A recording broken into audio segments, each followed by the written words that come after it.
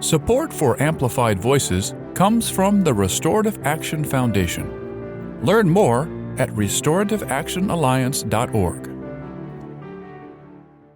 Everyone has a voice, a story to tell. Some are marginalized and muted. What if there were a way to amplify those stories? To have conversations with real people in real communities? A way to help them step into the power of their lived experience.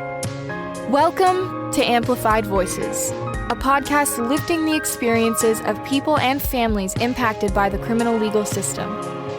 Together, we can create positive change for everyone. Hello, and welcome to another episode of Amplified Voices. I'm your host, Jason, here with my co-host, Amber. Good morning, Amber. Good morning, Jason.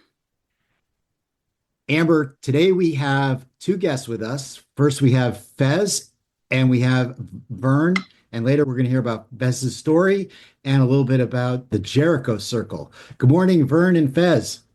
Good morning. Good morning. Good morning, everyone.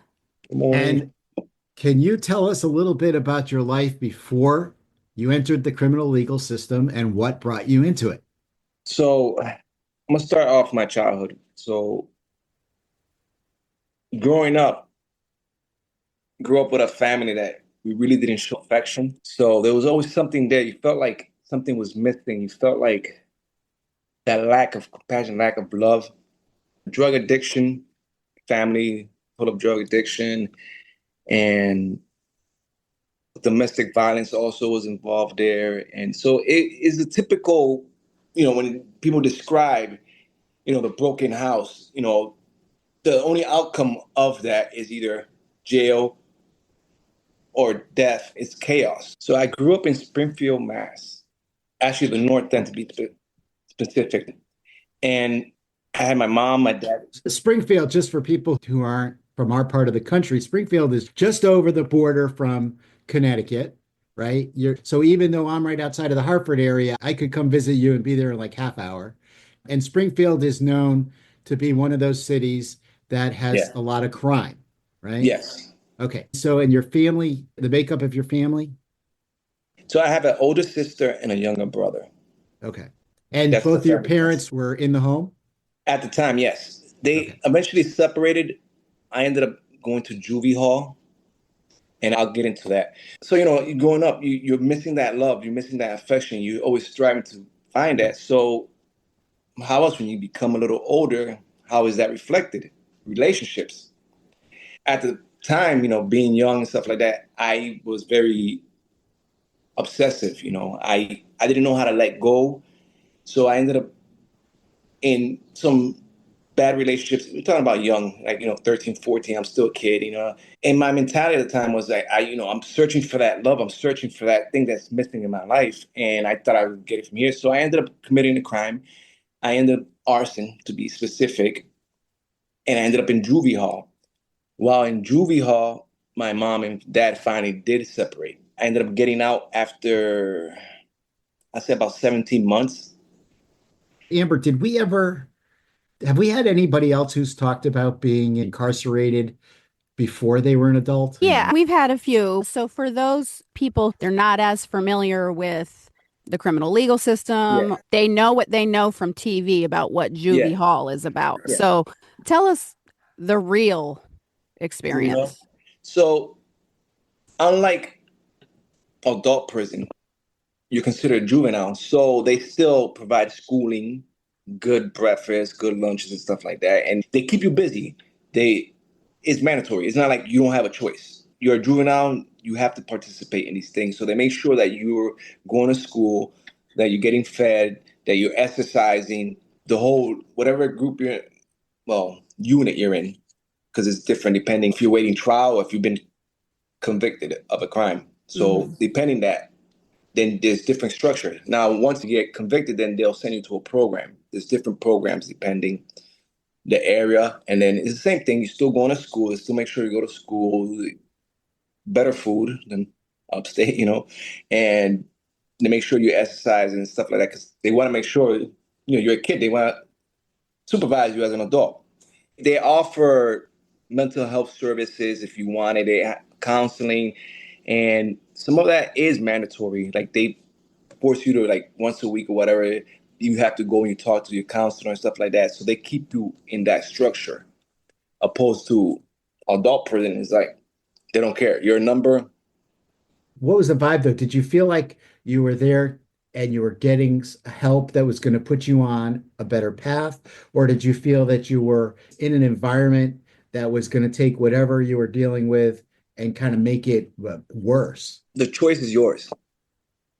Okay. That's in life is yours. They provide the tools, but it's up to you to decide if you want to utilize it.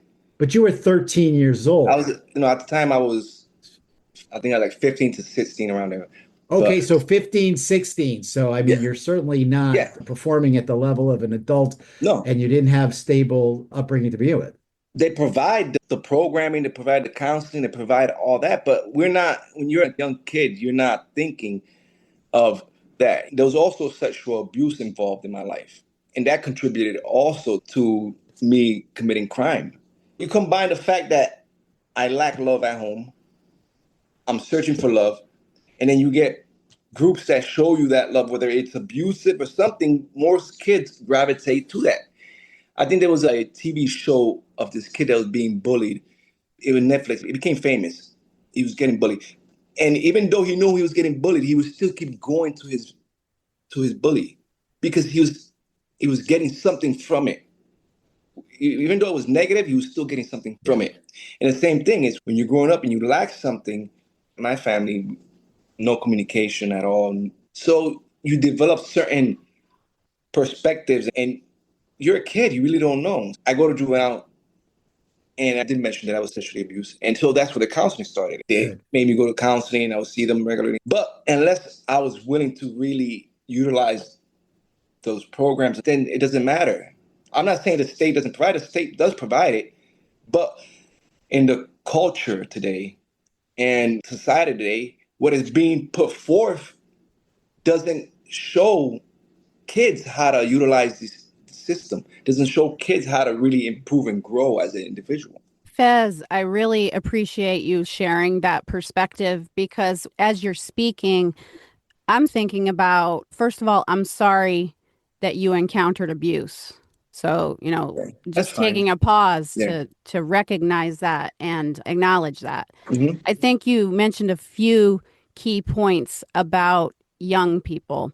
And one of the things that we see in systems, whether it's in the juvenile system or it's in the overall larger system, is this idea of mandatory this, mandatory that, forcing people to do that. And there is some value in guiding people towards things, right? Mm-hmm. However, when people are forced to do things, it goes against this concept that's called responsivity. Yeah. Okay. So this is this going to be effective because this person is A, ready for it? This person is B, at a place where they can even understand it? Is it culturally appropriate? Is it age appropriate? Are all of those things appropriate? So on one hand, it's like, well, we gave you this thing and it was on you. I mean, even now you're saying it was all up to you. However, that can be somewhat true, but it can also be true that if you don't have the tools to even accept love or help at a time in your life, and our culture tells us, right, that taking help, particularly as a man, is weak. Yeah. That's not something that is going to be as helpful as maybe it could have been. I love that you said that, Amber. I think this is going to be a great contrast to what we discuss later when we talk about the Jericho Circle. So what Fez is doing is setting us up for later, because what you got here, what you didn't get that you could have gotten, you did get later on. I just want to underscore that. I just have one other thing that I want to point out, because you mentioned, there was good food. Oh, right. And so that may feel surprising to people, right? And make the comparison to adult prison. Once you get up to adult prison, it's no salt, no seasoning, nothing. It's just, a funny story is they had this meat. We used to call it mystery meat. We don't even know if it was horse, camel. It was that bad, and it is veiny. And cause I did most of my time working in the kitchen in prison. He'd be like, "That's horrible. I won't even feed that to my camels." It was so funny, but that's just an idea of how horrible the food is, you know. Yeah.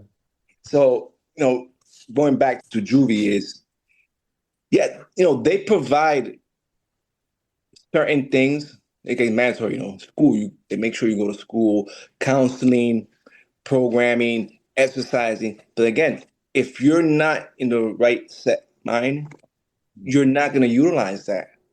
The same thing in adult prison, which I'll get to right now. But so after juvenile, I got out, and I wasn't even out a year, and then I ended up taking somebody's life and went back to prison. Now this is big house. I did about 18 months in Ludlow. That's the county jail, Ludlow, Hampton County. And then I pled guilty to a reduced charge. So I was facing natural life. So if I took it to trial, found guilty, I would have been natural life. And this is a crazy story. I always tell this because I don't know where this came from. So I'm in the bullpen and I'm waiting. We're going to start trial soon. My lawyer comes to me. So I go to bars and he's like, yeah, so they're offering you 15 to life. That means life with the possibility of parole after 15 years. And I looked at him and I said, come at me with numbers or don't come at all. And to this day, I don't know where that came from. That was just instant. It happened. So he said, okay. So he left. He came back and he said, well, they'll offer you 22 to 29 years. And I'm like, I got to talk to my mom. So they arranged it. A few minutes later, they pull me out. They take me to a conference room. My mom's there. And I'm saying, Mom, this is the situation. I can take life with the possibility of parole after 15 years, or I can take 22 to 29. She looked at me and she said, you're doing the time, not me. You decide. So I'm like, all right. So at the time, they weren't giving paroles like they were now. Now they're giving paroles out. Back then, Fez, some people have trouble deciding where they're going to go to have lunch. That's quite a decision. Right. Yeah. So at the time, they weren't giving paroles out like that. It was almost miracles. You needed a miracle to get paroled back then. So I was like, well, it's 22 to 29. At least I know I'm getting out one day, regardless of what. If I survive, I'm getting out one day. So that's what I took. I took 22 to 29. And I must say something that's very important, which kind of helped me a lot. Mindset once I got upstate. Of course, you get in the bullpen, drive like 2-3 hours in the back of a wagon with a bunch of other people sick. We get to, at the time, Concord was intake. So we go to Concord. It looks like it was one big hangar. We're all lining up in their cuffs. They take us out, strip us, check us, and they give us peanut butter jelly sandwich. It's like 3 o'clock in the morning now. They walk us to you see the hospital, you got to go in mandatory checkup. They ask you questions and all this. Then they walk you to the pod, and I walk in there, and it's 3 tiers. Dark. Prison, like 3 tiers. You got 3 tiers up. Bars. And the SEAL says, that's your cell over there. So I'm carrying this mattress with me and a bag of linen up the stairs, go in there. Thankfully, they put me with one of the guys that was with me getting transferred over there. So that kind of worked out because at least it wasn't a stranger. So when on the intake, when I first got there, it was an old guy. He's there. He works for the prison. You get jobs in the prison. So he worked for the prison, and he basically just, when you come in, he'll make sure you got your clothes, your linen, and so that's what he does. His job is that he privates it out. So he's asking people how much time you're doing and stuff like that. And when I told him, he's like, now he was an old timer. He was down for a long time, and he was on his way out. And he says, listen, I'm gonna give you the best advice ever. Forget about the world. Forget about your family. Forget about the outside world. Your life is this now. And I looked at him and I was like, I didn't understand what he meant at first. I'm like, forget about the world. But it helped a lot.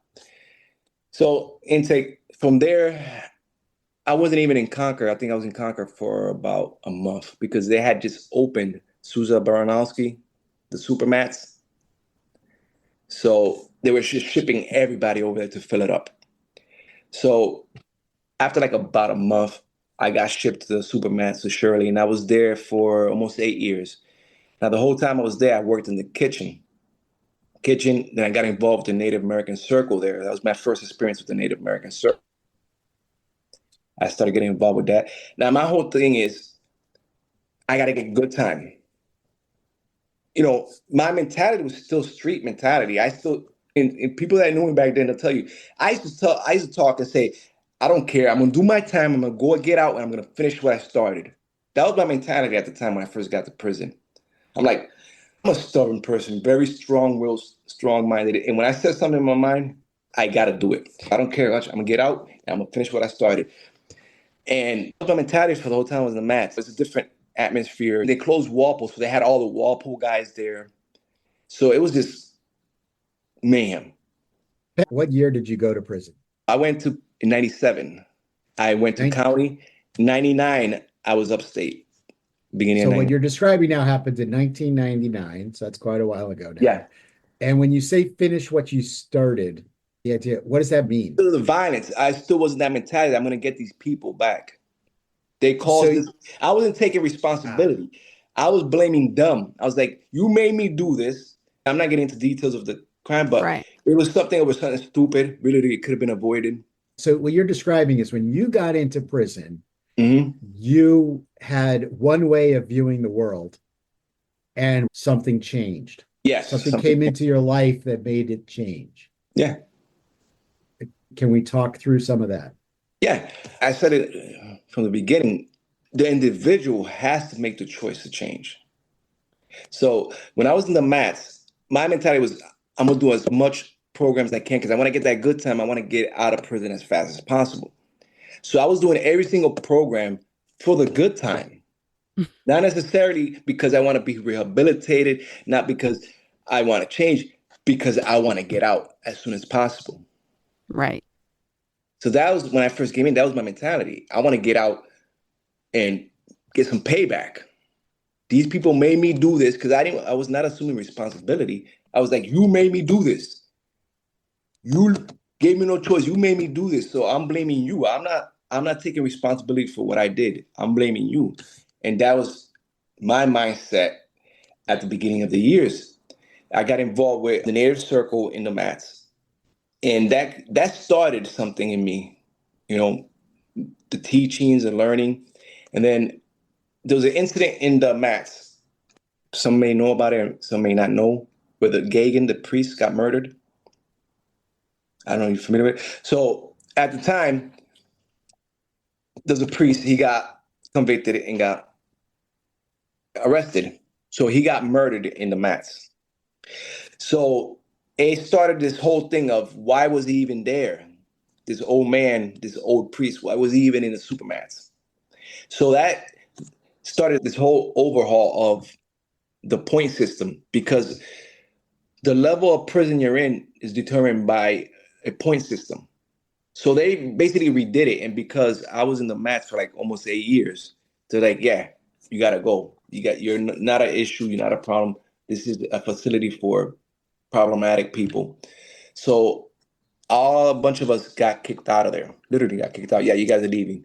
We're shipping you somewhere else. So they did a class board and then they shipped us out. So now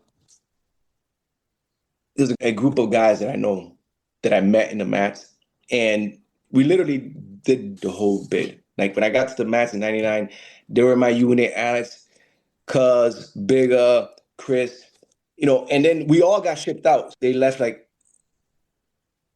a month, then like 3 weeks later, I got shipped. So we all got stuck together. So we ended up in Norfolk. And the good thing is that me personally, I don't socialize like that. So I stuck with the group of guys that I knew for years because we were all building. We're all trying to get out of prison. So we're all staying out of trouble, you know, the drugs, the gambling, the stupidity. We stayed away from that. We all just chilled together. And that helped a lot, that group that I established with these guys. And so I get to Norfolk. And now Norfolk is completely different than the mats. I don't know if you guys are familiar with it. There's walls, big yard and it's open and they offer a lot of programming and stuff like that. And one of the programs they offered was Jericho Circle. And they had that Native American there. The programs that they offer, a lot of them are one shot, one deal. So once you do it, that's it. You can't. And then you check it off. You can't go back. You can't do it again. So, once I did all the programs, like I'm stuck. I'm like focused. I gotta get that good time. Get out of prison as soon as possible. But while there, I don't know how to explain it. We call it like a somersault of thought, where finally it just clicked, and it's like, at the time I was doing the Native Circle. We talk a lot about respecting, human life, respecting this and that. And I knew there's a lot of issues that I had to deal with. And that's where the Jericho Circle came in. Like, it's a very powerful thing. So by the time you get to the Jericho Circle, you had some experience with a different type of circle, with this Native Circle. Yeah. It kind of lit a spark in you, it sounds like. That made you curious and like, hey, I want to get involved with this. So when you heard about the Jericho Circle, it wasn't mandated, was it? So upstate programming is not mandatory. They're just like, do it, don't do it. That's all on you. Sit in your cell and rot. When you get there, was the Jericho Circle already established and you would be joining an established circle, or was this a new pilot program? I also have a very important question about Circle before we move on. Mm-hmm. Fez, could you explain to people who don't know, like, how is a circle different than like just going to a support group or going to a Bible study? What is it about Circle that's a little different than just going to some kind of group? Well, it's up to the individual.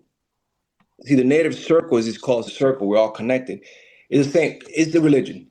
Native Circle is basically Native American religion. You had your Catholicism there, you had your Christianity there, you had your Muslims there. You have all that available if that's what you choose for your religion. I personally went with the Native American Circle and got involved in '99, and I stayed involved. And the cool thing is that Jericho Circle, a lot of it's similar with, the way the structure and in fact, a lot of them are involved with Native traditions. A lot of people that go to Jericho Circle are involved in Native traditions. So you sit in a physical circle. Yes. And is there a particular way that you interact? Are there tools that you use when people are speaking? Talk a little bit about that. So we have a talking stick. So it's basically whoever has the stick has the floor. Where are we right now? The Native Circle, the Jericho Circle, or both? We're at the Native Circle. Okay. Even though the Jericho Circle has utilized the same thing in the intensive weekend, they have an intensive weekend where from Friday all the way to Sunday, that's all we do. It's hardcore working on yourself with Jericho Circle. And they have utilized the talking stick and stuff, like more Native stuff there. So it's awesome. But the talking stick is basically one of the major things in the circle. And it goes around, everybody gets their say, they get to talk. And you respect the person in it. You don't interrupt. You let them, when they finish, then they pass it on. Yeah, so you learn the structure of circle from an indigenous-based circle. Okay, very good. Yeah. So they also had other programs. Another cool program that I did like 4 times. Mangeli, he was the librarian. And he was cool, but he had that weird sense of humor. But he got along with me fine. I used to go over there and bother him. Like, come on, let me do the program. He's like, I already done it 3 times. I was like, I know, but I need a good time. Come on. So he let me in. And it was called Think First. Take stock of your situation. How do you feel? Is more information needed? Name facts and opinions. Know where you stand. Figure out a goal. Isolate the solution. Reflect on consequences. Select plan. Take action. Now, it seems like a long process, right, when you break it down like that. But in reality, that happens like that in life. The moment you come across a situation, it happens like that. But you're like, wow, I could rattle that right off. Seems long, but I did it a lot. Yeah, because I did the program like 5 times for the good time. I pretty much got used to it. But it helped too in a way because you read a book and then you do book reports. And you had questioning where where a character failed to do something, where a character did something. So we did the Lord of the Rings. We did Malcolm X. What was the other one? It was a Saget Western. It was a cool book, but I can't remember. We did a couple of them, but that helped too. So in reality, it's not just one thing that changes an individual. It's multiple things, multiple factors. But like I said, it always comes down to the individual. Do you want to change? Do you want to take steps to better yourself, to change your life? Or are you stuck in that vicious cycle? So Fez, you brought up Jericho Circle. We talked about that for a little bit, but can we go back to that? You brought someone with you today. So this might be a great opportunity to hear from Vern a little bit about his perspective and to share a little bit about the Jericho Circle. Yeah, absolutely. So Vern, welcome. I will say I first met Fez in the Native American Circle, which I do every 28 days at Norfolk, have for 15 years. Jericho does provide respect. Fez talked about that. An opportunity to speak. We speak for ourselves. We tell the truth. I knew Biga. Because I knew these people. Some of them came into the circle. We welcome all beliefs, Native American, whatever, Islam, Christian, or non-beliefs. And we build safety. So we're there to listen to each other and respect what is said, whatever that truth is. And some extraordinary things are said and worked on. And it's a beautiful experience to go in there and sit with people and be genuine, be real. I really like that you mentioned the safety, because I think some of the things that I was hearing from Fez and what I know from conducting circles with Restorative Action Alliance is there is no possibility for readiness until you feel safe and you feel valued and you feel like you are a human. And so a lot of the central tenets of Circle is that everybody in Circle has equal value. Has that panned out in your experience? Absolutely. And we are there as facilitators to defend, to clean up anything immediately in the circle, in the field, the emotional field. If there's an attack, if there's a side comment that doesn't work, that doesn't fit, that isn't respectful, clean it up now so that there is a genuine, a deep feeling that it's okay to be here and it's okay to speak. If I'm shy, when I'm ready. If I'm not shy, whenever. Okay to speak. Mm-hmm. Vern, how did you get involved with this work? How long have you been doing it? Since September of 2001, so about 25 years. Steve Spitzer, the founder, invited me to help at Devon's at the time, and I said no. I called him up a few weeks ago. I said, I'll help in the first cycle. I go in about twice a week now, and I haven't stopped in that 25 years. So what changed from no to I haven't stopped? Well, I wanted to be helpful. I thought it was something powerful and useful that he was doing, and trusted Steve's instincts about the healing that it might provide. What I discovered is that the healing was more deeply felt, as deeply felt in me as in anyone else. So I wasn't there to give something out. I was there simply to be, as Amber said earlier, one of the peers in the circle.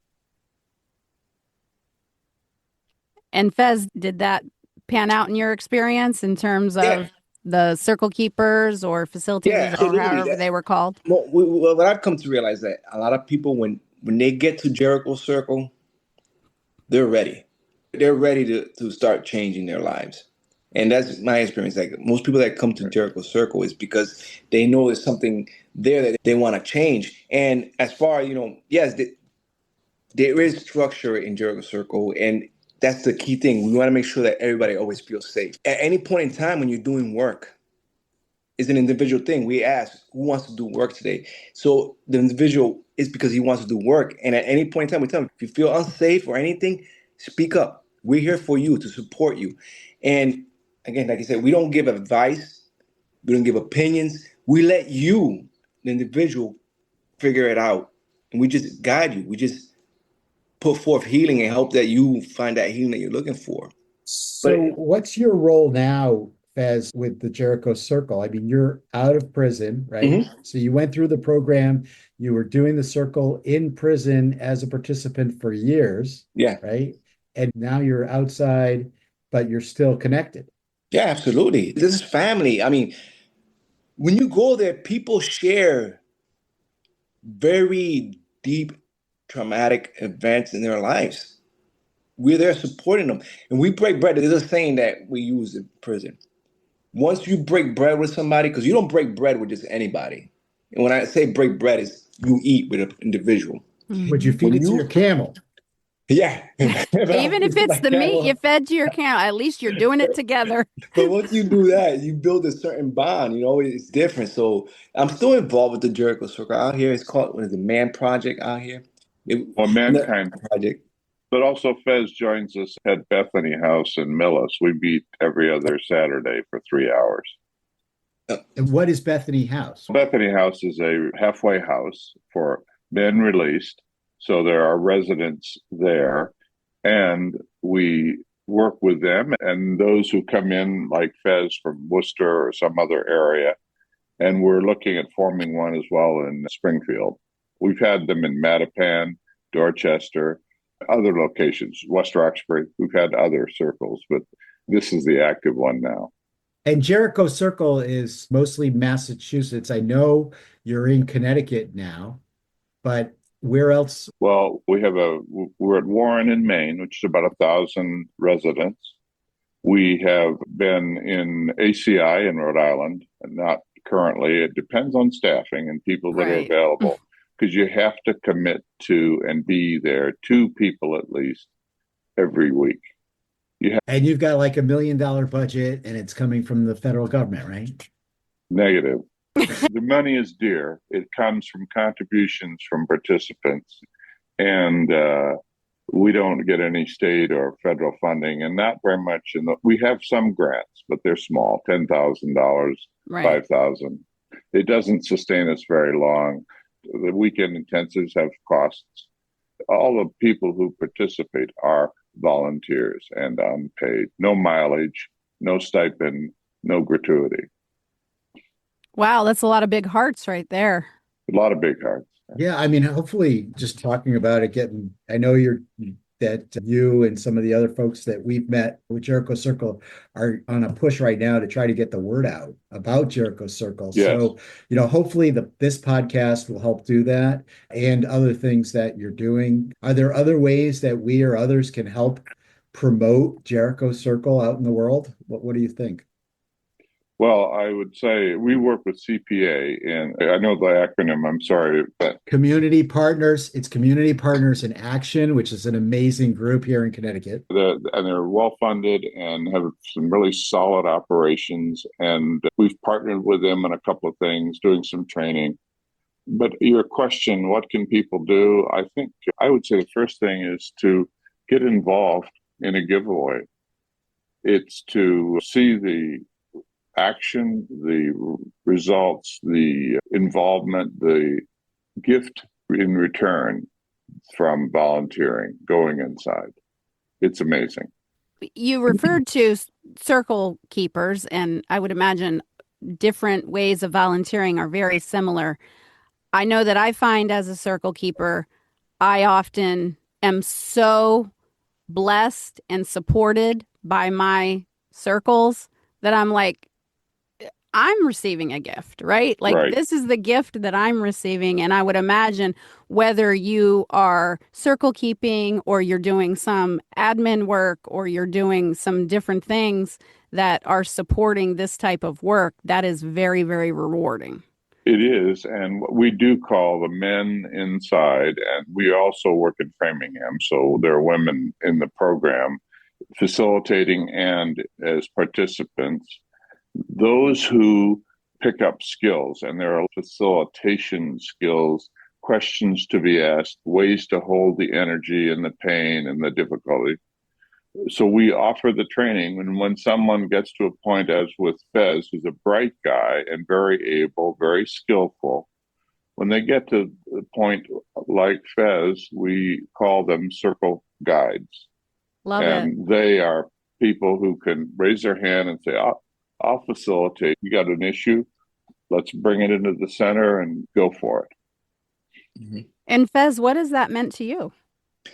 I mean, it's everything. It's like the responsibility of it is an honor, that somebody's trusting you enough to come to you with an issue he's having or been dealing with all his life, and he wants to work it out and wants you to facilitate it. That's awesome. I see that as an honor. I'm honored that you're picking me to facilitate you.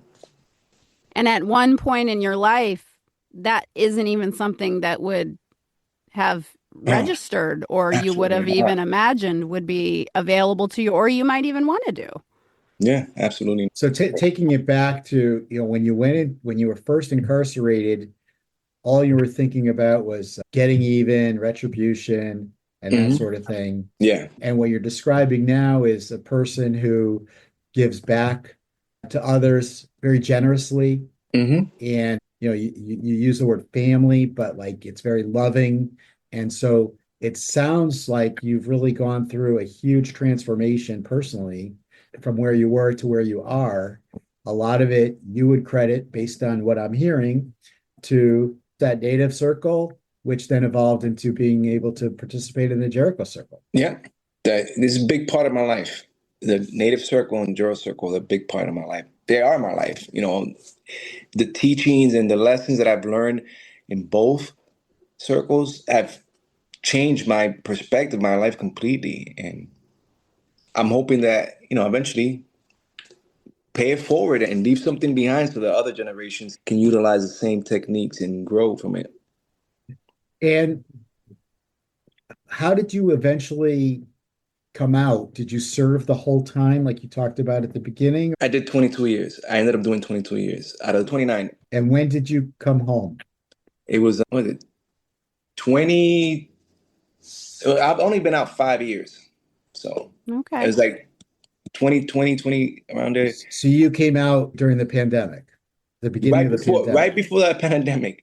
So you've been incarcerated all this time. Yeah. For years, and you come home and the whole social distance. I didn't mind it. What was it like to come out and hear people comparing COVID isolation to prison?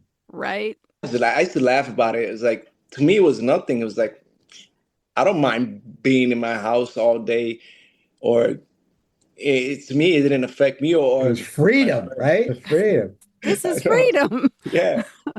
And do you feel that emotionally, it was good to be connected to Jericho Circle, and you had all those supports, which I'm assuming, it sounds like they stayed with you.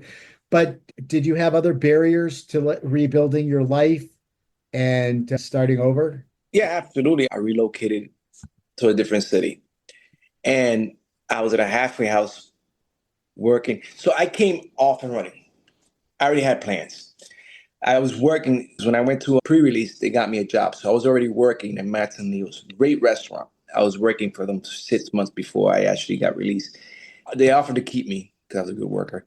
So I had a job once out. They got me a car. Wow. They got me a car. I had to pay for it, but they got it for me and said, it's here. As soon as you get your license, you have a car. So that first day, RMV, had to get my permit, everything. So within a month, I had my license, had my car, was working. So which I have to say that I didn't expect this to happen, but I did get anxiety, and I didn't know what it was at the time. This was like a few days after getting out of prison. My friend Matthew, he had just gotten out too, like a week later. So we met up, we go to the store, and I'm there, I'm like, yo, man, I don't feel right. I was having a panic attack, but I didn't know what it was at the time. I never experienced that. You're like, am I having a heart attack? Yeah, I'm like, what's going on? Am I having a respiratory problem? Right. But, because I came out so focused on what I had to do, like license, this, that, dude. I didn't give myself time to adjust. I got to get this done, boo boo. And then so when that hit me, I'm like, I didn't know what it was. They just freaked me out. So I ended up going to therapy. I went to the hospital so I was seeing therapy. Ginger, her name is Ginger. A lot of people, frown upon that, especially men, that it's not manly, that it's not good. If you need help, do it. I did it, and then she helped me a lot. Her thing was, well, you're shocking your system from basically a structure that everything is laid out for you to now you have no structure at all. You're completely open. So it's a shock to the system. Whether you may think mentally, I'm ready, but physically, your body is not used to it, and it reacts differently. So, we worked out plans and stuff like that to accumulate myself. Her thing was go out more, experience life, different scenery, different places, because you're so stuck for 22 years. It was just in one spot, so, and that's what I did. And I did that and it helped. But and then I was still involved with Jericho Circle. And the good thing is that the DOC has come to realize that telling inmates or people that get out of prison that they cannot have contact with other inmates is no good. They came to the conclusion, listen, these guys have a structure, support network in here. If we let them leave and then we tell them you can't have contact with your support network, not like that, most likely they're going to end up back in prison. So they've latched on that, and now they've allowed people to have contact with normally you wouldn't be able to. So they've latched a lot on that. Vern can talk about that because especially now, Jericho Circle, we got members that were in with me in prison. Now we're out here and we're having circles out here together. You know how amazing that is? Normally in the past, they wouldn't have allowed that. You wouldn't be able to do that. Because you say in the past, but that's the exception, not the rule in this country, from what I understand. And so that's wonderful that you've been able to make that happen. And it sounds like Vern played a role in that. Oh, absolutely. For Jericho Circle, the Mass DOC set up a mentor program, and 10 of us started. And so when Fez and another man from inside got together with us, the mentor, that was a approved, sanctioned event. And we had the responsibility as mentors to respect absolutely that no messages, no information go through the wall, over the wall, inside. So that's we must respect that requirement because we're not messengers and that we are not intended to be. And it has worked very well. So we gather in these community circles, and they are growing to bring peace or healing in the community. But as mentors, we have the capacity to call these circles and allow men who have been inside to come together. Well, I think that, as Jason said, this tends to be an exception, not necessarily a rule. I can think of a few other examples where this has been allowed. So, for instance, Rehabilitation Through the Arts in New York has an alumni program. They have the theater program, the arts program inside, and then out when they are released, they have an alumni program, which is not related to circles, but it is related to mentoring and togetherness and support through a different type of mechanism, which is the arts. And so I think, Fez, you said something that's so important. It's the exception, not the rule, but I've seen the difference that it makes. It meant everything. Yeah. Right? I saw when it wasn't happening, and now I've seen the change, and it's made all the difference. So, Vern, I want to ask you just some sort of logistical questions about Jericho Circle. How do people find out about Jericho Circle when they're inside? And do they have to be referred? Do they have to meet certain requirements? How does it work to access a circle while they're inside? And then what does it look like when someone's released? How do they access it at that time? And finally, tell us a little bit about the intensives. Okay, first, inside, we advertise. We're up on the bulletin board at Shirley Max. We've been Shirley Medium, Concord when it was active, Bay State when it was in operation, Walpole, Norfolk, and put it on the bulletin board and invite guys to sign up and look at the truth of themselves. They sign up. We had a waiting list of about 400 people in Norfolk at one point. Wow. That was a challenge, but we worked through it. 3 circles on Tuesdays, 1 on Wednesdays. So sign up. It's a program, and the parole board knows about it and encourages it, suggests it in the Compass program profile for each person inside. Jericho is often included because with other things like restorative justice, it pursues emotional maturity. As to outside, JerichoCircle.org has a website. We encourage people to go there. And for men inside being released, we say, call Jericho. There's a phone number. It's listed on the website. It's listed on cards. Make the call. You'll talk to a mentor. He will connect. We'll have dinner with a group of the staff, the people who go inside, and we will line you up with what resources. We don't provide health cards, transportation. We are there to support the emotional health and emotional adjustment that Fez talked about. And you asked a third question. Tell us about the intensives. It's about 22 contact hours, Saturday and Sunday. We have a staff meeting Friday night, then go inside 8 o'clock Saturday morning. So we might be in there 12 hours, 11 hours, 10 hours. We have some processes in a large circle, like a check-in and check-out. And we have some that help to examine history and going forward. How am I redeeming myself? That's a trigger word, but how am I reorienting my path?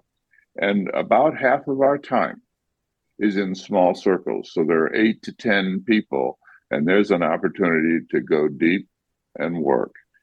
That's intensive because it continues through the day, and it's fairly rapid shift and movement, and we're tired at the end of the day, all of us.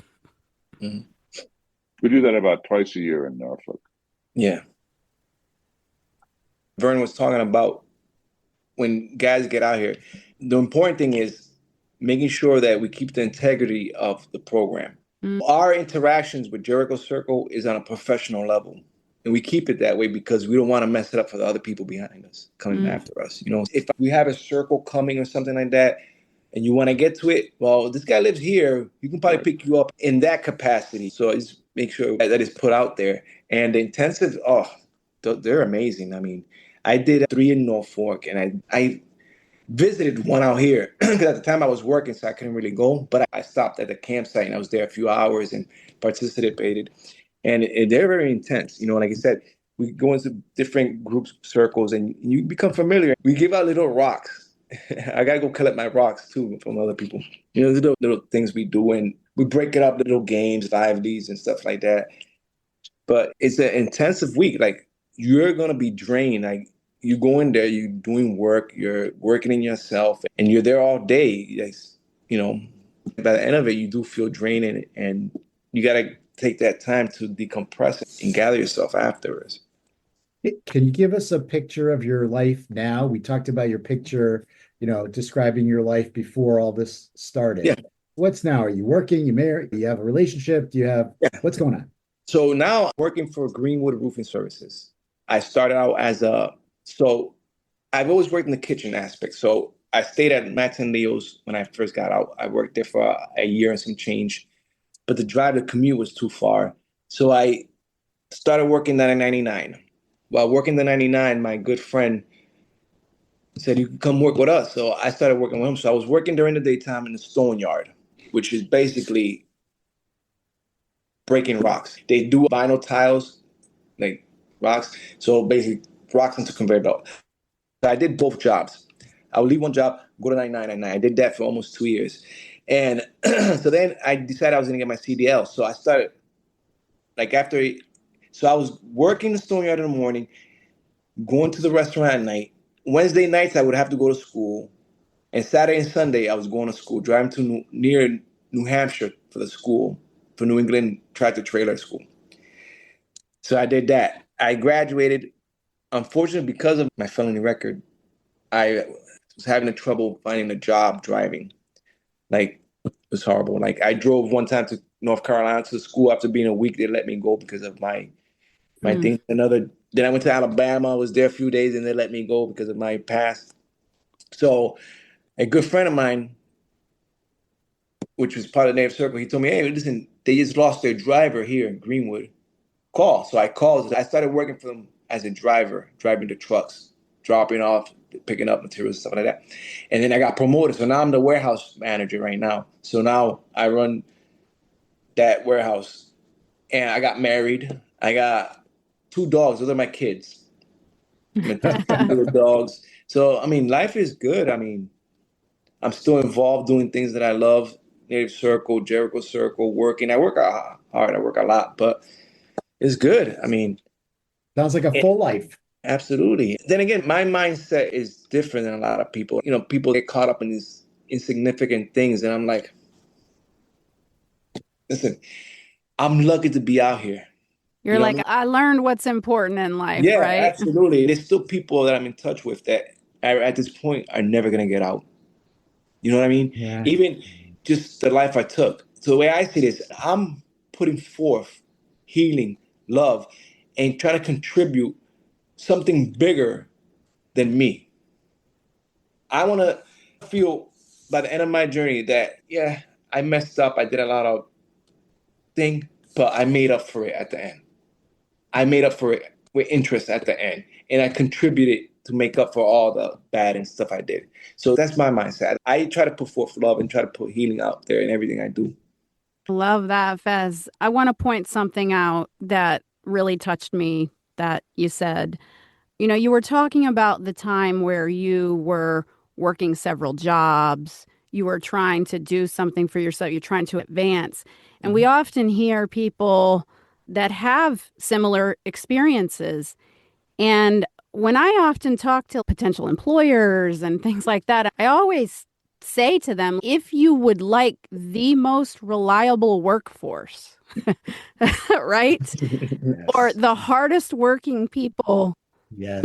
please consider individuals who are on their path to healing after incarceration, because you will find that your story is not unique in that many individuals who are just trying to make it after they're released are the most reliable. They know what they have to lose. They're so thankful to be moving forward and having that mindset that you just described. And thank you for so vulnerably sharing your own experience. I think this is a good segue into my question that is pretty typical for the time where we move to wrapping up our podcast. What I like to ask people is, if you had one piece of advice for someone who was at the beginning of a journey that was similar to your own, what would that advice be? I'll tell them to utilize what I utilize. 3 steps. Focus on growing spiritually, mentally, and physically. If you focus on those things, you'll always proceed, move forward, always grow as an individual.